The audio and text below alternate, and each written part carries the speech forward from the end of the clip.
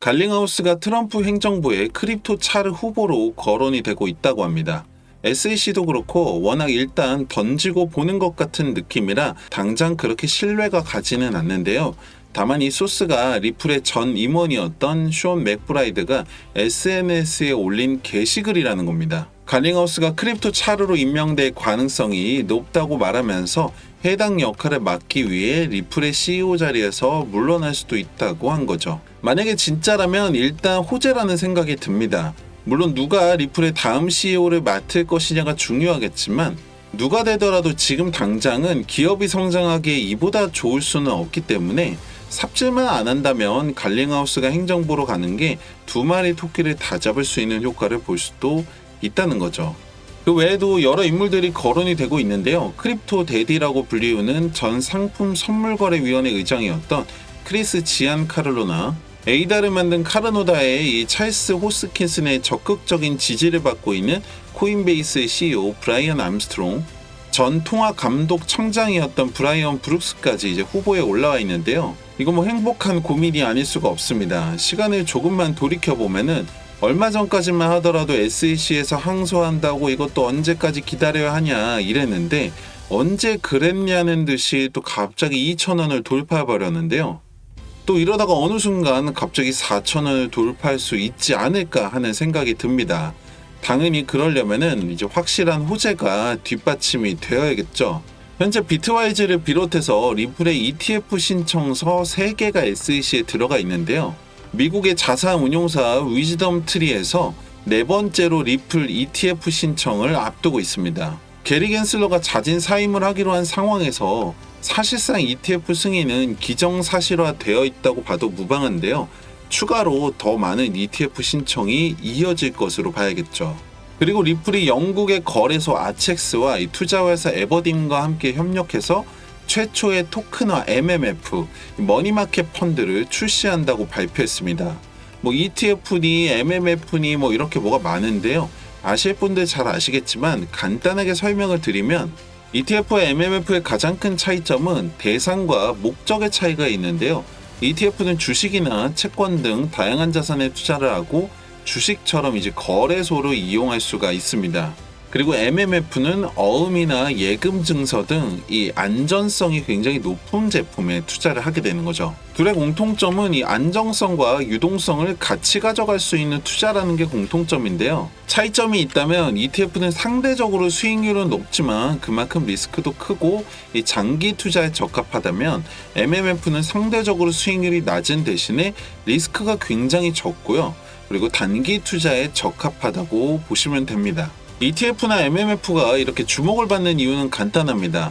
암호화폐의 특성 자체가 말 그대로 가상화폐이고 이 높은 변동성이 장점인가 동시에 이제 뭐 안전성, 안정성에 대한 이 단점을 가져갈 수밖에 없는데요.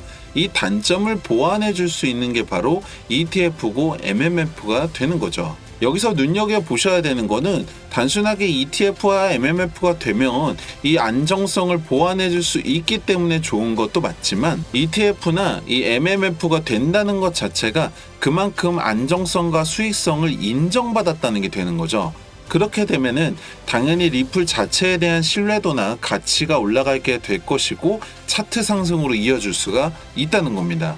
그리고 최근 주요 암호화폐 거래소 내에서 이 리플의 선물 미결제 약정이 18억 달러, 한화로 약 2조 3천억이 넘어가면서 사상 최대치를 경신했는데요. 국내 거래소에서도 이 압도적인 거래량을 보이고 있습니다. 이러한 상황을 반영이라도 하듯이 지난 주말부터 비트코인과 이 도지코인은 하락세를 이어가고 있는 반면에 리플 같은 경우에는 조정을 거치고 다시 상승세를 만들어가고 있는 모습이죠. 중요한 건 그냥 뭐 리플은 올라가니까 좋아만 한다고 될 일이 아니라는 건데요. 언제라도 반대 상황이 될 수 있다는 걸 명심하셔야 됩니다. 뭐 물론 아직 트럼프 취임도 안 했고 ETF 승인되고 소송 취하되고 하면은 당연히 상승할 수밖에 없다는 게 팩트지만 여러분들 계산을 잘 하셔야 되는 게 만약에 리플이 지금의 10배가 돼서 2만 원이 됐다고 가정을 한번 해보죠. 그렇게 되면 만약에 여러분들 시드가 100만 원이라고 하면 1000만 원, 1000만 원이라고 하면 1억이 되는 건데요.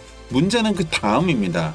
이걸 뭐 판다고 해서 답이 있는 것도 아니고 그렇다고 뭐 안 팔고 4만원, 8만원, 10만원 계속 기다리기만 할 거냐 이거죠. 그나마 1억 정도는 있어야 이게 10억인데 요즘 물가를 생각하면 이제 10억 가지고 뭐 하기도 굉장히 애매합니다. 지금처럼 이 시장의 미래 가치나 가능성은 무궁무진한데 아직까지는 이렇게 싸게 취득할 수 있는 이 시기가 정말 앞으로 다시는 오지 않을 타이밍이라고 생각을 하셔야 되는데요. 지금 여러분들 단돈 100만 원이라도 좀 투자를 하셔서 시드를 늘려야 되는 시기이고 그게 가능한 시장 상황입니다. 사실 제가 여러분들한테 해드릴 수 있는 게 이렇게 뭐 시장에 대한 상황이나 분석들, 리플에 대한 소식들, 분석들 이렇게 전해드리는 것도 있지만 여러분들 입장에서는 그냥 그렇구나, 좋은 정보 잘 알았네, 좋은 얘기, 맞는 얘기 해주네 이렇게 넘어가실 수도 있다고 생각이 합니다. 왜냐면 솔직히 뭐 이 영상 본다고 해서 여러분들한테 바로 돈이 되는 거는 아니잖아요. 여러분들 대다수가 전업 트레이더도 아니고 이제 와서 뭐 갑자기 공부를 하기에도 어려운 상황이라는 것도 잘 알고 있습니다. 근데 솔직히 말씀드리면은 한 명의 투자자로 시작해서 지금까지 올 수 있었던 저나 많은 전문가들이나 분석가들이 예전처럼 뭐 책을 보고 공부하는 것도 있겠지만 가장 큰 도움을 받는 것은 사실은 기술입니다. 빅데이터나 AI, 인공지능과 같은 이러한 기술들이 정말 상상 이상으로 발전이 돼서 이제 더 이상 차트에 선 그어가면서 분석하는 시대는 끝났다는 말이 나올 정도인데요. 제가 오늘 여러분들이 정말 쉽게 따라할 수 있고 높은 확률로 여러분들이 시드를 늘릴 수 있는 이 저만의 기술 하나를 공유해 드리려고 하는데요. 지금 보고 계시는 차트는 리플의 약 2주 전부터의 차트입니다. 그리고 여러분들 평소에 가장 자주 하시는 이 업비트의 화면인데요. 여기에다가 이 지표 하나를 추가하게 되면은 이렇게 되는데요. 작아서 잘 안 보이실 수도 있는데 잘 보시면은 캔들 위 아래로 빨간색 그리고 초록색 말풍선 같이 생긴 게 보이실 겁니다. 이걸 조금 더 확대를 해보면 이렇게 됩니다. 여기는 초록색, 여기는 빨간색, 여기 바이, 사라는 거죠. 셀, 팔라는 거죠. 이렇게 신호가 뜨는데요. 간단합니다. 바이 신호가 뜨면은 사면 되고 셀 신호가 뜨면 팔면 됩니다. 만약 이때 사서 이때 팔았다면 17%의 수익을 볼 수가 있는 거죠. 또 보시면은 여기 바이 신호가 뜨죠. 셀 신호가 뜨죠. 여기서 사서 여기서 팔았다면 약 34%의 수익을 볼 수가 있다는 겁니다. 하나만 더 보시면 여기 바이에서 사서 여기 셀에서 팔았다면 36%의 수익을 볼 수 있는데요.